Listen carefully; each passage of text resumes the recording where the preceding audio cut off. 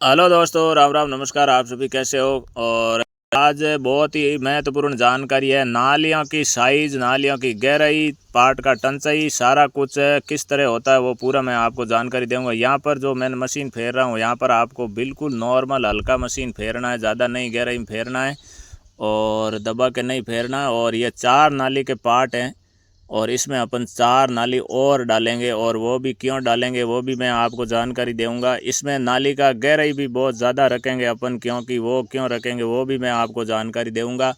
और किस किस तरह के पार्टों की टंचाई किस किस तरह होती है वो भी मैं जानकारी दूंगा। वीडियो आप लास्ट तक भी देखना।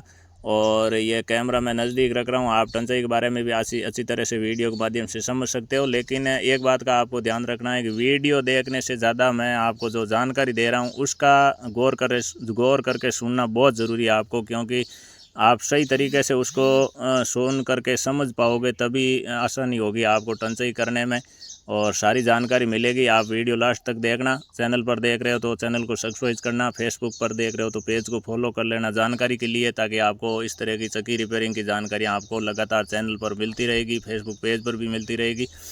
तो इस तरह करना है दोस्तों। अंदर से चौड़ाई ज़्यादा रखना है नाली का, बाहर से चौड़ाई कम रखना है। और आप अगर पहली बार टंचाई कर रहे हो तो नाली का गहराई आपको कम हीज रखना है। और ये यहाँ पर अपन डालेंगे 4 नाली। और ये क्यों डाल रहे हैं कि पार्ट बहुत ज़्यादा पुराने हैं, 70% उपयोग हो चुके हैं। पार्ट आटा बनाने वाला हिस्सा है पूरा का पूरा टच हो रहा है दोस्तों, इसीलिए लोड बहुत ज़्यादा आ रहा है मोटर पर।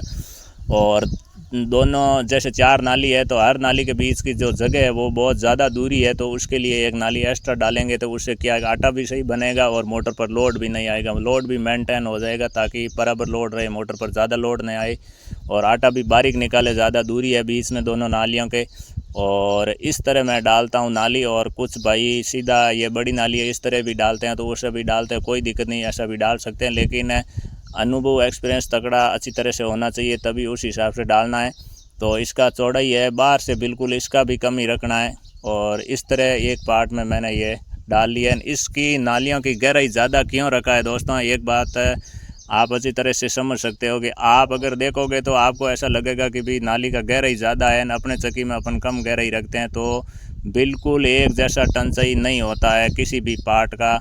देखो मेरा फील्ड का काम है, मुझे पूरे दिन में अलग अलग तरह की कंपनियों की चक्कियाँ मिलती हैं, अलग अलग तरह के पार्ट मिलते हैं, तो उसका अलग अलग तरह से टंचाई होता है। हाँ, नालियाँ सेम ही होती है लेकिन गहराई और चौड़ाई कम ज़्यादा होती है हर पार्ट में, क्योंकि कुछ पार्ट ऐसे होते हैं जिसमें बिल्कुल कम गहराई ही चलती है, थोड़ी ज़्यादा गहराई होती है तो गड़बड़ हो जाता है, फिर आटा बारीक नहीं आता है, दाने आने चालू हो जाते हैं। कुछ पार्ट ऐसे होते हैं जिसमें ज़्यादा गहराई करना पड़ता है बिल्कुल, तभी जाकर के पार्ट सही चलता है और आटा भी तेज़ निकालता है। वो पार्ट पर डिपेंड करता है दोस्तों, क्योंकि अलग अलग तरह के पार्ट होते हैं।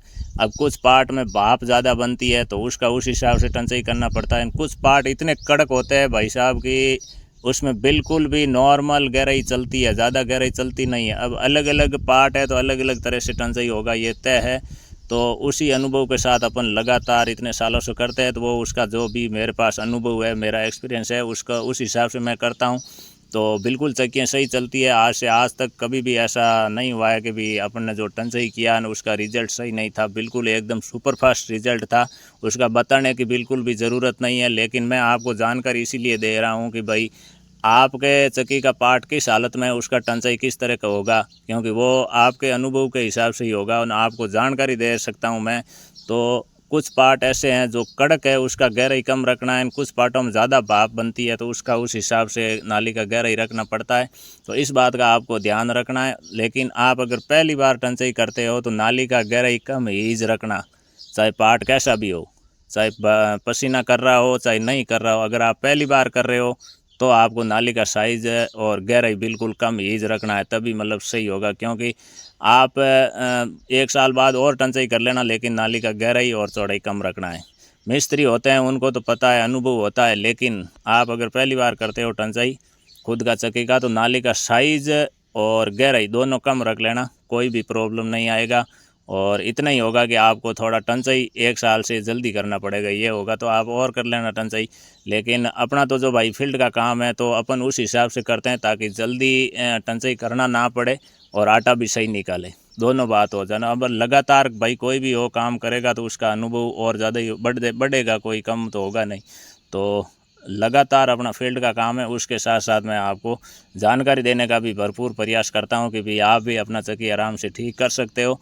तो एक बात का आपको ध्यान रखना है, बिल्कुल देखिए आप दोनों पार्टों का 1 क्लास टंचाई कर लिया। थोड़ा सा आपको लास्ट में झलक भी दिखा दूंगा इसी चक्की का, क्योंकि मैं रियल जानकारी देता हूं अपने चैनल पर और फेसबुक पेज दोनों पर, क्योंकि अपना फील्ड का काम है, जिस चक्कियों को रिपेयर करते हैं उसी का अपन वीडियो बना के अपलोड कर देता हूं ताकि आपको भी जानकारी हो जाए।